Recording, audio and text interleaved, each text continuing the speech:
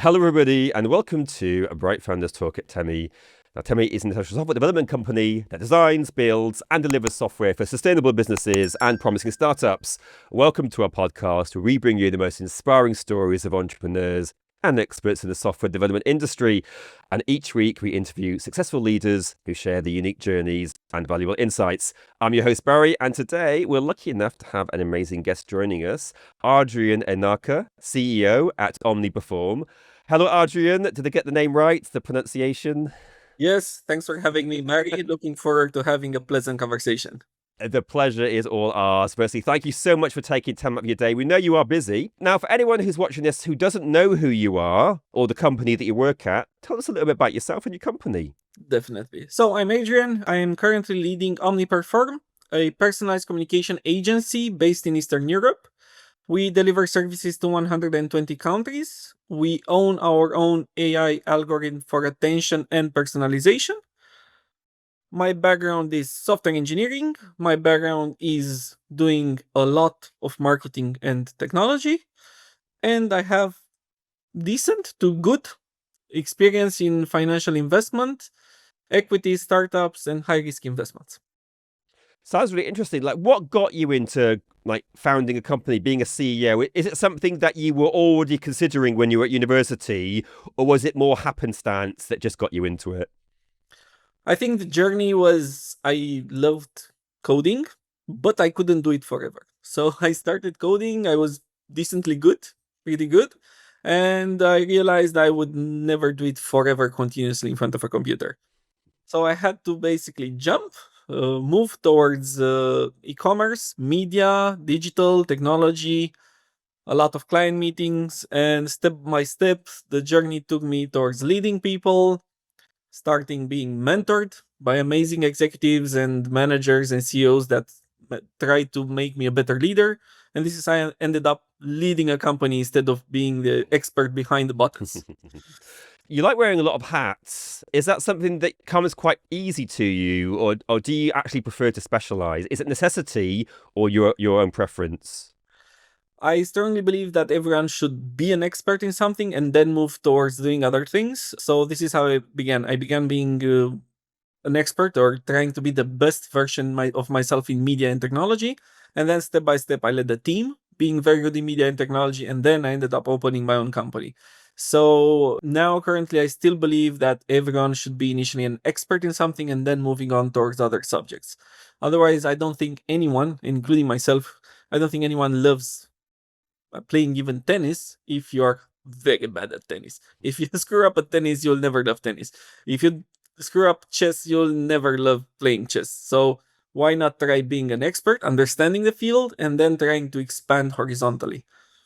So you mentioned there that you had received some mentoring. Like, how important was it in driving your growth and where you are today in terms of networking?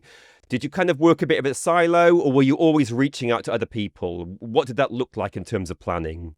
I literally, every single time I looked at my jobs, my previous jobs were when I was employed, my main question was, who should I contact to learn more? So every single time I was getting hired, my first question was, and who's gonna teach me things? Okay, I can learn by myself, but who's gonna teach me things that you cannot learn from books or anything? To understand from experience, to understand from strategy, perspective, how to position yourself as a person.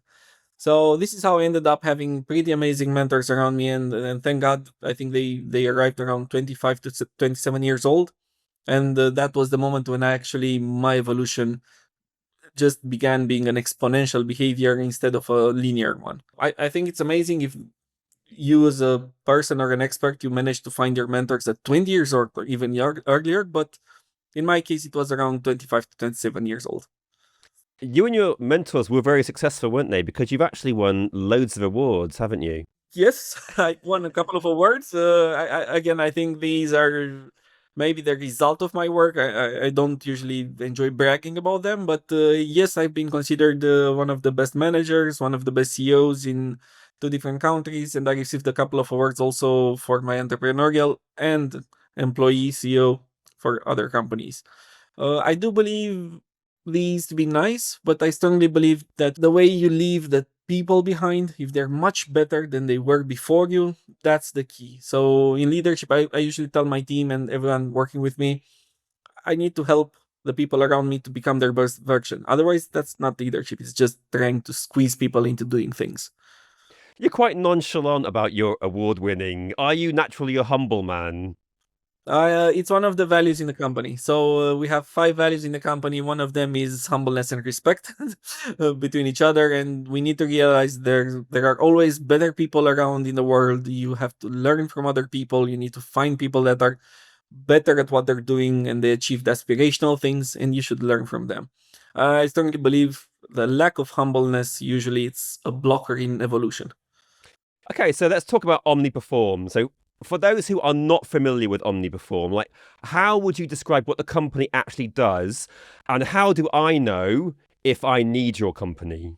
Omniperform is a digital agency, so it's a communication agency, being able to deliver unlimited creatives to unlimited types of consumers.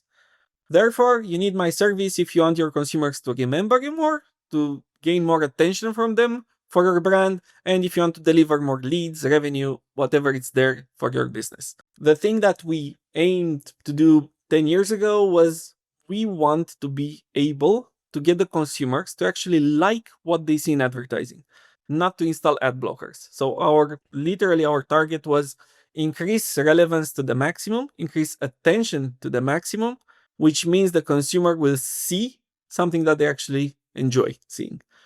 This is how we usually work with all the global brands we're currently representing. We're working with DHL, we're working with the SCT Group, which is feminine care products. We're working with Sodexo Pluxee, we're working with Lego, and so on. So the thing that we're aiming for is to be shockingly much more relevant than the other digital agencies by applying our technology.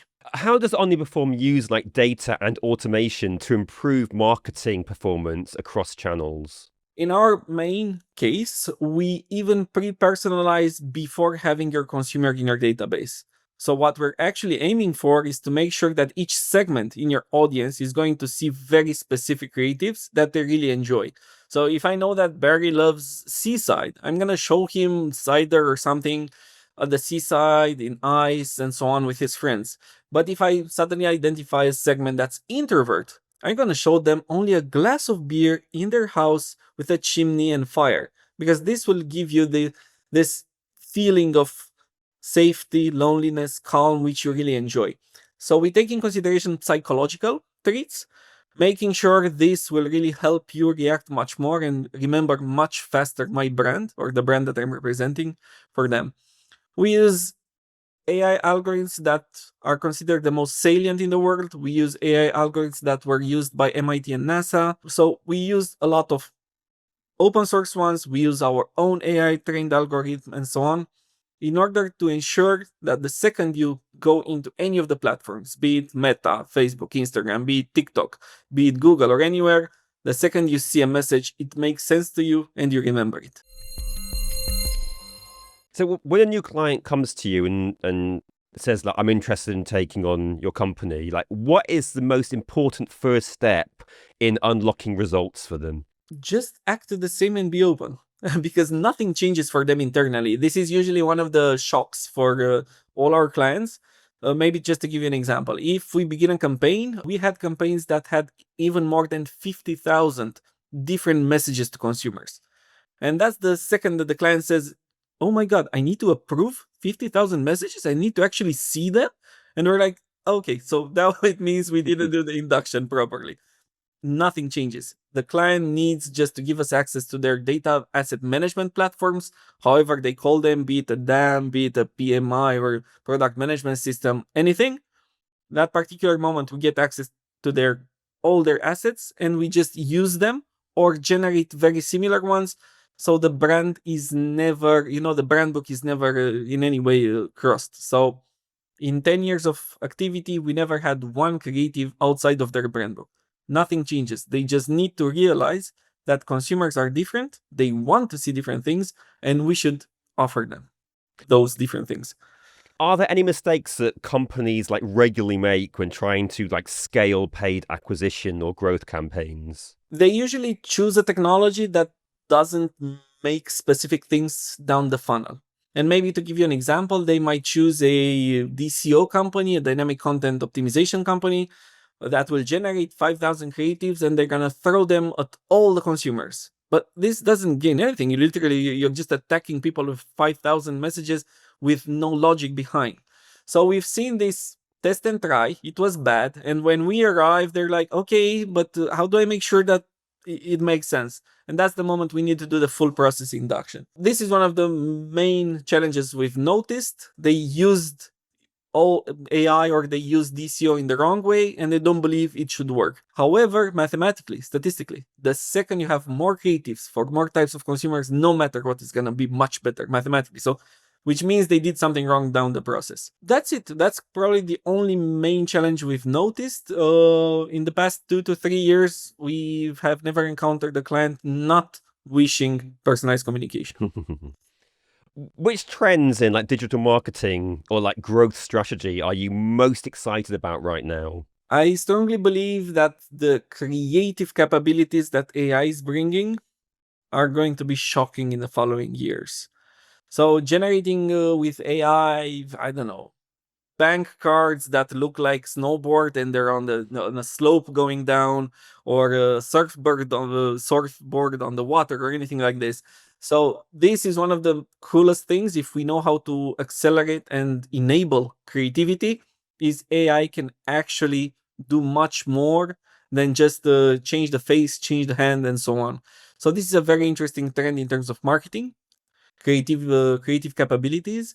And the second one is, it does enable you not to be annoying to your consumers. So if your brand is still annoying your consumers, it means you're not doing something right with AI.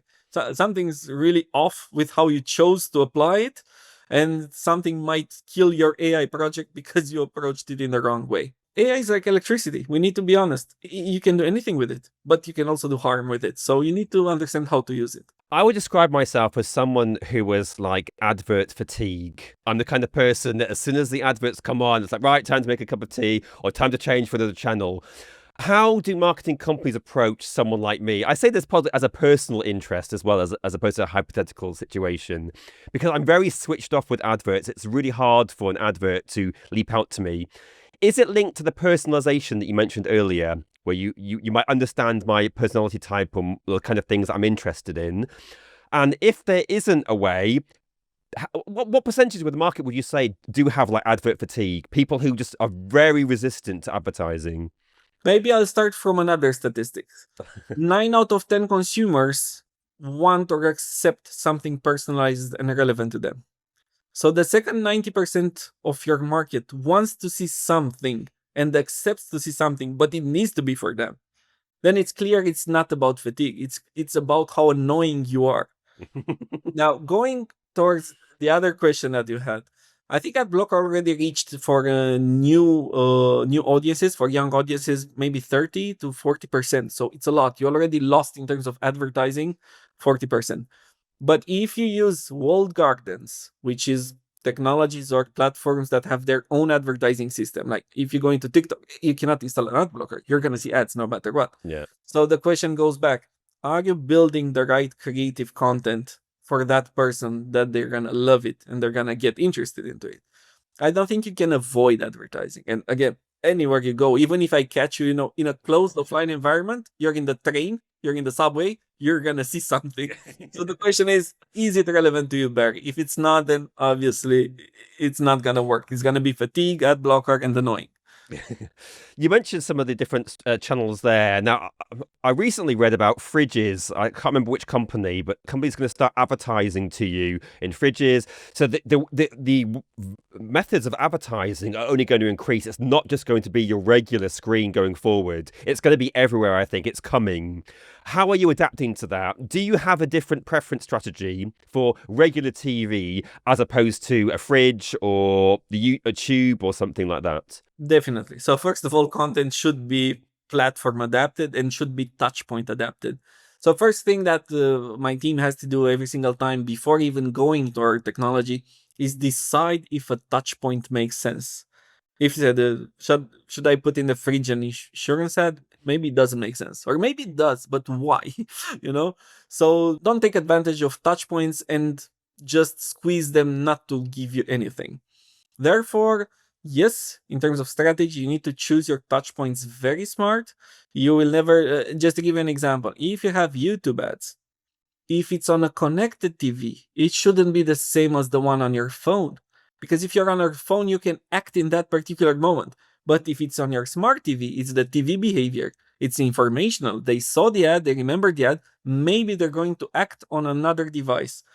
So indeed, this segmentation and personalization goes beyond just is it Meta, is it TikTok? It should be touch point and behavior in that touch point, including yourself. If you're on the go, if you're in the subway, if you're on 5G connection, it's much more different than when you're at home on wireless connection. It's a way different behavior. Is it when you woke up? Is it when you're going to bed?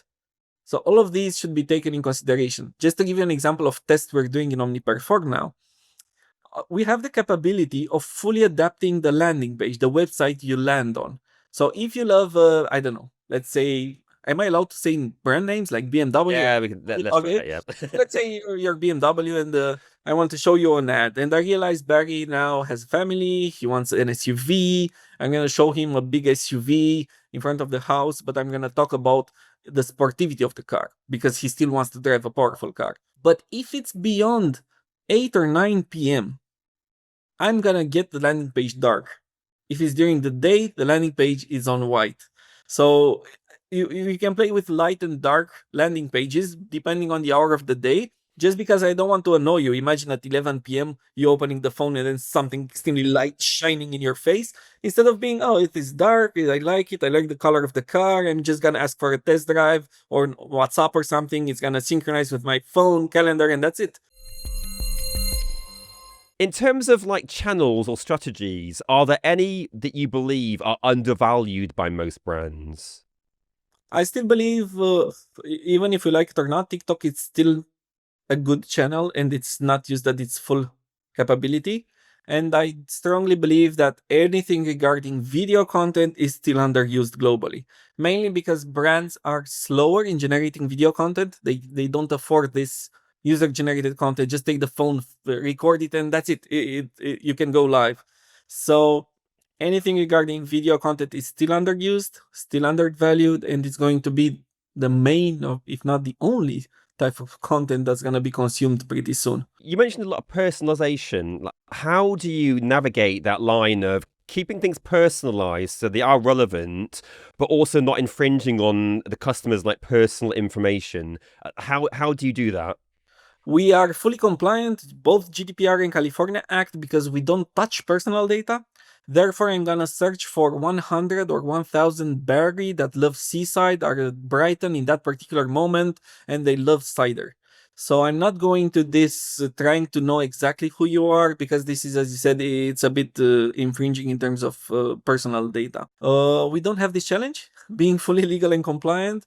We just use extremely similar behavior in order to signal very, very narrow interests and creatives. What does success look like for you? That's a very good question.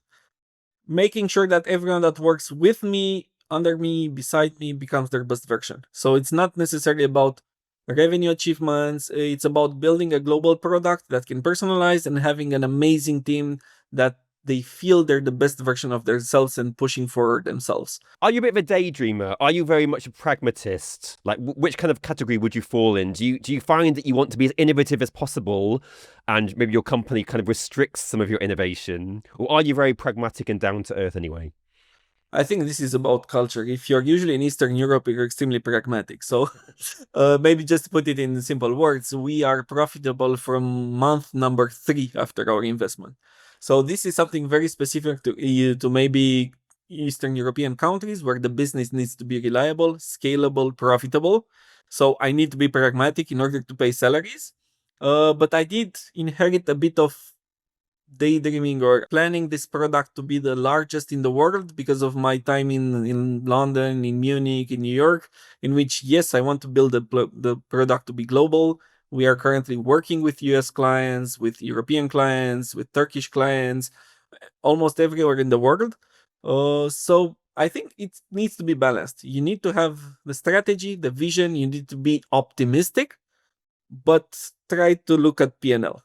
Try to look at your P&L and make sure it makes sense and sustain a sustainable business. In terms of like trends in marketing and interactive media, digital storytelling, if we look maybe over the next 5 or 6 years, how do you think personalization and interactivity will change? So first of all, I don't think any brand in the world in 5 years will ever have a generic campaign. So I think personalization will become the norm, not something that they're trying to implement. Sometimes, I mean, we encounter a lot of brands, be it global or be it in a large market, that are still building one key visual, planning to use it everywhere, and so on. So personalization in 5 years is the norm. A second trend that, in our case, it shows more and more, it's going to be towards gamification or gaming. So a lot of efforts that we are doing and we are seeing are either in video or placing content in gaming, in gaming competitions, or developing and deploying gamification mechanisms for brands. Mainly because consumers don't want to be bombarded anymore with transactional offers, but they want to feel it natively in their day to day. They want to see it while passing by or while consuming the content that they want to consume, not only to be, as I said earlier, bombarded. Just see this, buy this, see this, buy this. They're never gonna do it. So if we look at personalization as the norm, and we look at make sure they enjoy what they're doing when seeing your content, then these two trends are going to be pretty prevalent in the following 5 years. You mentioned culture there.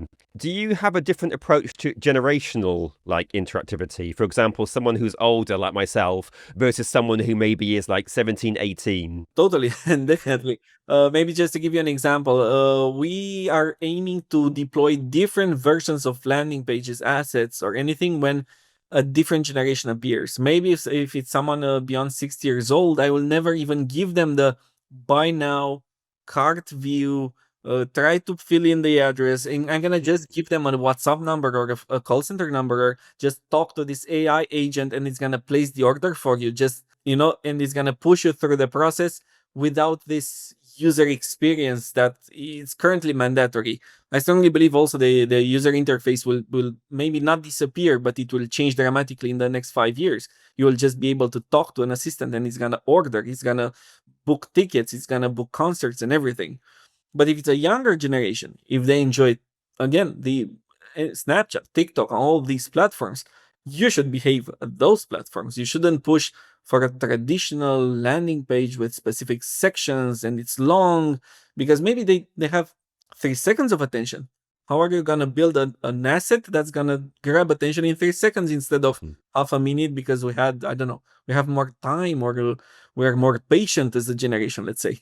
If we look a little bit to the future, what will Omniperform look like? A self-advertising platform supervised by a very few experts, which is also currently our trend. We have in average 3 times less employees. We are 3 times more productive per employee because we're using our technology in our platform, which means we will be able to coordinate global campaigns and global brands in a small number of people in our headquarters. Amazing. Sounds really exciting, the future of Omniperform. Is there a site that someone can go to? How can we come in contact with you if we are interested in taking up business with your company? Omniperform.com. We have a website like everyone else. And obviously, I can be reached out on LinkedIn with my name, Adrian Enache. And obviously, we can get in touch and talk about how we can approach the brand that wants to be promoted in a personalized way. Lovely, perfect. And unfortunately, we are starting to run out of time. So my final question to you will be, how does someone who is interested in starting up their own company go about the early stages? What is the biggest piece of advice that you could give someone starting out for the first time? I'm going to build it into two parts, so it's going to be easier. First, make sure you get complementary people around you, because you cannot be the designer, the product, the developer, the financial person, the CFO, the person fundraising, and so on. Understand the power of the team. Very few people, everyone is this capitalism of, I don't know, capitalism. You can do it by yourself. American dream, just become a global player by yourself. So find the right team.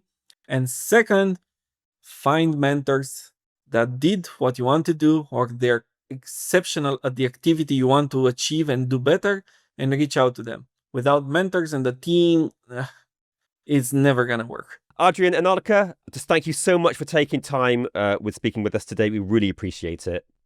Thank you for having me, Barry. Looking forward to catching up with you later on, and good luck with your future interviews. Thank you so much. And likewise to you. That was Adrian Enache, CEO at Omniperform.